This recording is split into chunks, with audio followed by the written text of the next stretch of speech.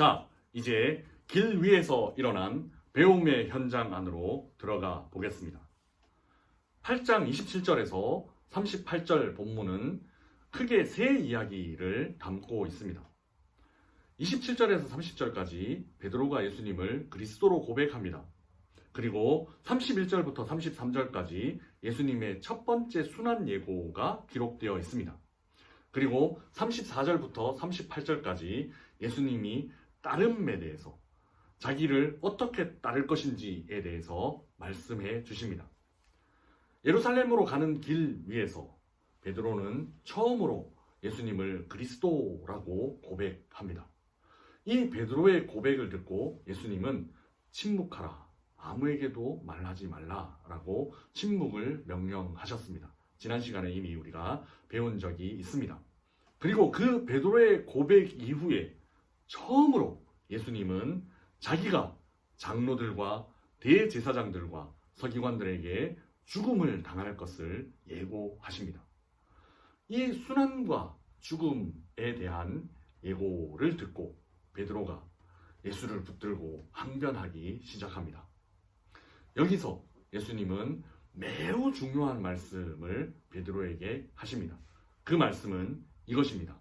사탄아, 내 뒤로 물러가라. 우리는 이 예수님의 말씀이 하나님의 일을 생각하지 않는 베드로를 사탄이라고 나무라시는 데만 초점이 맞춰져 있습니다. 그래서 내 뒤로 물러가라 라는 이 예수님의 명령이 마치 귀신을 쫓아내실 때 하신 명령과 같이 이해를 하곤 합니다. 그러나 이어지는 이야기와 함께 살펴볼 때 이 예수님의 명령은 조금 다르게 해석될 수 있습니다. 이어지는 이야기 안에서 예수님은 제자들이 예수님을 어떻게 따를 것인가를 설명하고 있습니다. 바로 따라옴에 대해서 설명하고 계신 것이죠. 그래서 이 따라옴이라는 이어지는 내용과 함께 이 명령을 살펴보면 전혀 다른 이야기로 이해될 수 있습니다. 34절 말씀에 예수님은 누구든지 나를 따라오려거든 자기를 부인하고 자기 십자가를 지고 나를 따를 것이니라 라고 말씀하고 계십니다. 이 말씀은 예수님을 따라가는 일에 초점이 맞춰져 있습니다. 따라가는 일은 어떻게 해야 하는 일입니까? 따라가는 일은 그분, 즉 예수님의 앞에 서는 일입니까? 아니면 예수님 뒤에 서는 일입니까? 앞장서는 것은 따라가는 일이 아닙니다. 예수님 뒤에 있어야 따라가는 일이 될 것입니다. 이 말씀과 연결 안에서 생각해 볼 때 베드로에게 명령하신 내 뒤로 가라는 명령은 베드로야, 너 지금 나 앞에 있는 거야. 나를 따라오려거든 내 뒤에서 따라와야 돼 라고 말씀해 주시는 것입니다. 길 위에서 배우는 첫 번째 제자의 길은 예수님 앞에서 따르는 것이 아니라 예수님 뒤에서 따르는 것입니다. 두 번째 제자들이 예수님을 따르는 길입니다.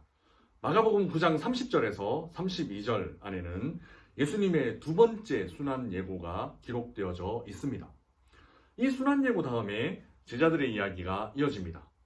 길 위에서 제자들은 서로 논쟁하고 있습니다. 말이 논쟁이지 어린아이들처럼 유치하게 서로 싸우고 있는 모습이나 마찬가지입니다. 그 논쟁은 제자들 중에 누가 더 크냐 하는 싸움이었습니다. 서로 자기가 더 크다고 말하고 있었겠죠.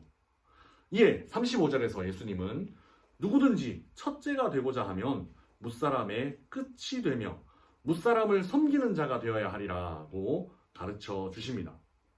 이와 유사한 이야기가 세 번째 순환 예고 다음에 또 한 번 이어집니다. 그 세 번째 순환 예고, 즉 마지막 순환 예고 바로 뒤에 35절에는 세베대의 아들 야고보와 요한이 하나는 예수님 우편에 하나는 예수님 좌편에 앉혀달라는 자리 청탁 이야기가 나옵니다. 41절에는 이 대화를 듣고 나머지 제자들이 어떻게 반응하느냐면 막 화를 내었다라고 기록하고 있습니다. 예수님의 순환이 계속해서 예고되는 자리에서 제자들은 무엇을 생각하고 있었냐 하면 누가 더 크냐? 예수님 우편 자리는 내 거야. 예수님 좌편 자리는 내 거야. 이런 논쟁을 하고 있었습니다.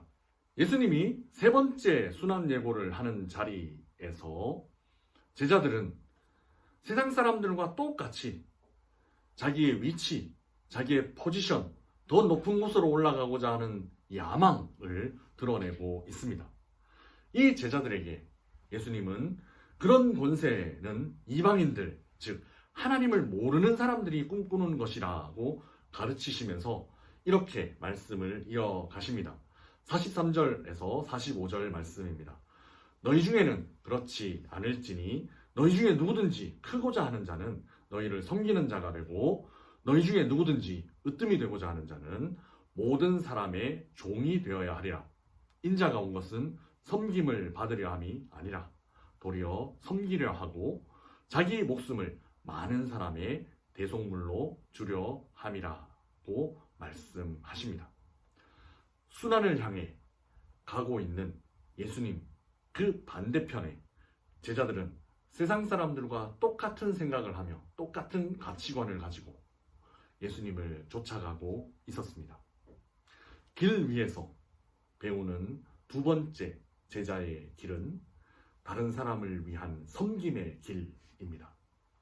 자, 이제 세 번째 제자의 길에 대해서 배워보도록 하겠습니다. 9장 38절에서 41절 이야기입니다. 예수님의 제자 요한은 자기들 무리에 속하지 않은 어떤 사람이 예수님의 이름으로 귀신을 쫓아내는 것을 목격합니다. 그리고 제자들이 우르르 몰려가서 그 일을 금지시킵니다.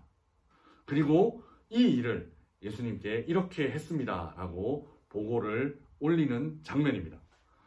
제자들 무리는 이제 어떤 모습을 나타내기 시작했느냐 하면 마치 기득권을 가진 집단처럼 되어가고 있습니다. 그리고 자기 무리에 들어오지 않은 사람에 대한 배타성을 띠고 있습니다. 예수님의 이름으로 귀신을 쫓아내는 사람이기에 예수님을 따르는 사람으로 볼 수 있습니다. 그러나 그는 제자 공동체 안에는 들어와 있지 않았습니다. 요한은 우리를 따르지 않는 것을 예수님을 따르지 않는 것과 동일시합니다. 이는 제자들이 자기들의 기득권을 내세우기 시작했다는 것을 의미합니다. 그리고 다른 사람들을 배타적으로 대하기 시작했다는 것을 의미합니다. 이에 예수님은 금하지 말라.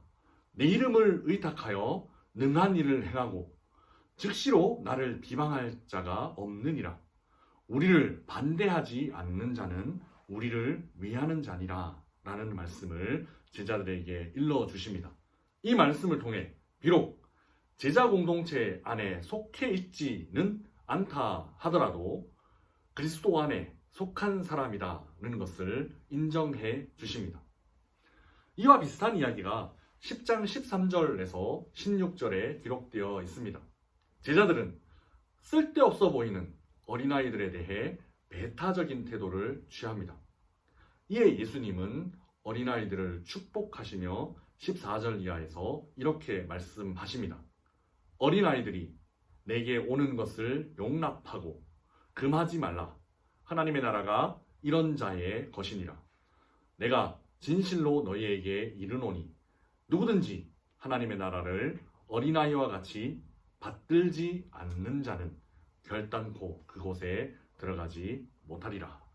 제자들은 어른으로 갖고 있던 기득권에 그저 심취해 있었습니다. 그리고 당시 인원 계수에도 들지 않던 어린아이들을 무시하고 배척했습니다. 그러나 예수님은 하나님의 나라가 이런 어린아이와 같은 자들의 것이라고 축복해 주십니다. 하나님의 나라는 그 누구도 배척하지 않는 나라이며 하나님의 나라는 그 누구도 소외되는 사람이 없는 나라입니다. 길 위에서 배우는 세 번째 제자의 길은 기득권을 내려놓고 사람들을 대하는 포용의 길입니다.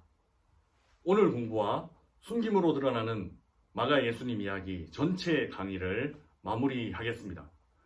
길 위에서 제자들은 제자의 길을 배워가고 있습니다. 지난 첫 번째 강의에서 저는 구조를 설명하면서 이 단락에 대해서 말씀드린 적이 있습니다. 예루살렘으로 가는 길에 일어난 일, 이 세 번째 단락은 그 전에 눈먼 사람의 치유 이야기, 그리고 그 이후에 눈먼 사람의 치유 이야기가 감싸고 있는 구조입니다. 이 단락 앞 8장 22절에서 26절은 벳세다에서 눈먼 사람을 치유하는 이야기가, 그리고 이 단락 뒤 10장 46절에서 52절은 여리고에서 눈먼 사람을 치유하는 이야기가 샌드위치처럼 기록되어 있습니다. 이 의미는 보아도 보지 못하고 들어도 듣지 못하는 제자들, 이 무지한 제자들이 그 길 위에서 서서히 눈을 뜨기 시작함을 나타내는 것입니다. 그 길 위에서 제자들이 서서히 눈을 떠갈 수 있었던 단 한 가지 이유는 그 길이 다른 누구가 아니라 예수님과 함께 가는 길이었기 때문입니다. 예수님과 동행하는 그 길 위에서 제자들은 이제 서서히 영적인 눈을 떠가고 있습니다. 마가복음 안에 나타난 예수님은 하나님 나라가 가까이 왔다라고 말씀하셨지만 동시에 예수님 자신이 사람들에게 다가가심으로 그 말씀을 실현하셨습니다. 제자들과 함께 가는 그 길 위에서 예수님은 하나님의 나라를 가르치심과 동시에 그 하나님의 나라가 이미 이루어진 자기 자신에 대해서 가르치셨습니다. 여전히 제자들은 예수님에 대해서 무지합니다. 자기 자리만 생각하고 있고 또한 다른 사람에 대해서 배타적인 모습을 드러냅니다. 그러나 그 길 위에서 제자들은 조금씩 예수님을 닮아가고 있습니다.